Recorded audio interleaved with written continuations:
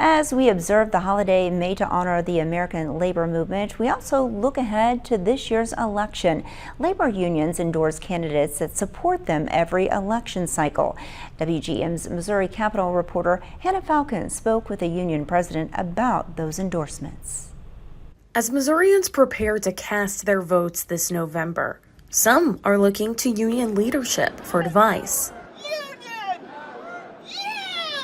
Union support in Missouri remains steady. The Bureau of Labor Statistics shows a slight uptick in union membership over the past decade.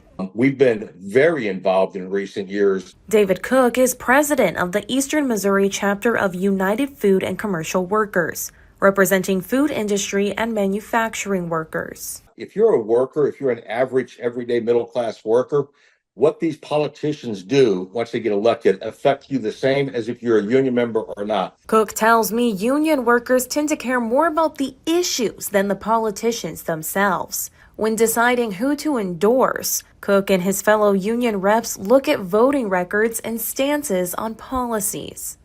The best course of action for us is to make sure we're electing politicians that share our values as far as labor laws, workers' rights, and all of that. So I don't look at the D's and the R's anymore. In the primary race for Missouri governor, UFCW endorsed both Republican Mike Kehoe and Democrat Crystal Quade.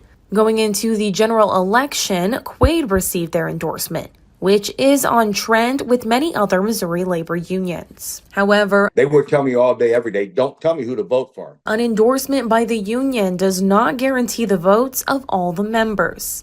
Reporting in Jefferson City, I'm Hannah Falcon, WGEM News.